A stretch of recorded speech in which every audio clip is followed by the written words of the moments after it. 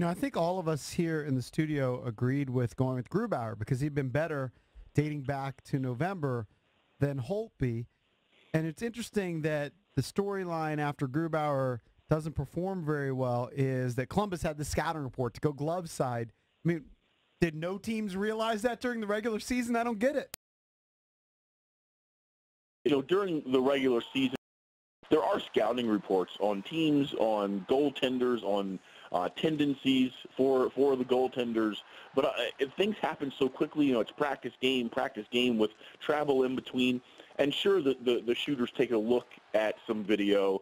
They ask some questions. They see the reports. But once you get to the postseason and you're facing the same guy night in and night out, and you've got 3 or 4 games to get, 3 or 4 days between the end of the regular season and the beginning of the postseason, you can really, really drill down. I can almost guarantee you, and this is not based on any inside info, but I can almost guarantee you that someone on the Blue Jacket staff went back and looked at every single goal that Philip Grubauer has allowed this season in the NHL, and maybe all the way back to, throughout his career, and maybe even looked at some international goals. And what they come up with is, 60% of goals are scored on the rush. They're scored in this location. Here's how he deals with adversity. Here's how he performs once he's down. Here's how he performs when he has a lead. So they all, and in that gap between the end of the regular season and the beginning of the playoffs, the players actually have time to absorb that information, and they have time to practice it. They have time to think about it in the days leading up. And clearly they have found a weakness. They've been going high glove side on Philip, but I still don't think that it was the wrong decision to start him. Yeah, no, it definitely was. They got their money in good. The way I equate it, just like in poker, right? Aces versus kings. Aces lose whatever percentage of time that is, but it's still the right call. I think it was the right call, too. But I just can't believe that that's a thing, that a professional goalie has a weakness on his glove side. I refuse to believe that. Well, I mean, you look at it as a weakness, but he probably has other strengths that other goaltenders don't have. The one thing about Philip that I would say, everyone that I talk to around the league, the first thing they say to me is he's not a big guy. He's just not a big guy. And that's the way goaltending is going right now. You look at some of the top goalies in the league, and Holtby's a little taller than Grubauer, but a lot of the top guys are 6'3", 6'4", and when you talk about the prospects that are being brought in, the guys that are being drafted high up, the goaltenders, they're looking for guys who have a certain wingspan.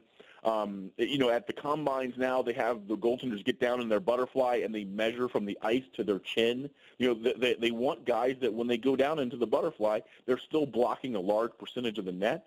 And I'm not saying size has anything to do with it, but think about it. If you go down in the butterfly and you're 5'11", 5'10", and you put your arm out, you put your glove side out, you're still giving up inches that, let's say, a Ben Bishop who's 6'7" is not giving up. I'm sure Grubauer knows his weaknesses. I'm sure he works on it all the time.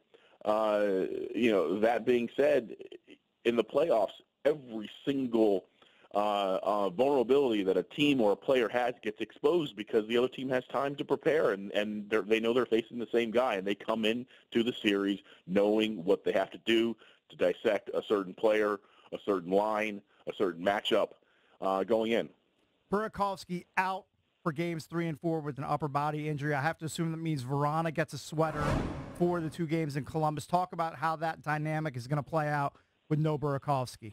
Pretty much ruled him out for the rest of the series. I mean, that means it's a serious injury, if not something that might limit his availability for the remainder of the playoffs. And, of course, that means that Jake Verona now gets into the lineup. And Verona had a very, I don't know what the word is, a very uneven game 1, his first NHL playoff game. He only played 6 minutes and 58 seconds. It was a very, very eventful 6 minutes and 58 seconds. If you guys remember, he used his speed to the outside and set up the Devontae Smith-Pelly goal. That was a beautiful play. He drew a penalty earlier in the game. That said, he had some puck management issues where he was turning the puck over at dangerous spots on the ice. He was on the ice for Artemi Panarin's overtime winner in Game 1. Not to say that was his fault, but he had a chance to make a play on the puck in the D zone, didn't make the play. Puck went the other way, and it ended up being the game winner. There were a lot of breakdowns on the game winner, so it's not at all to say it was Verana's fault, but he was there. He saw it up close. And you talk to the coaches, and they'll tell you that he looked a little jittery. He looked a little unsure of himself in Game 1. I thought he was going to get back in the lineup, but now he has to be back in the lineup because of the injury to Burakovsky, and hopefully they can pump this kid up with a lot of confidence, and he can get back to the way he played when he was on his game in the regular season, because they're going to need that secondary scoring.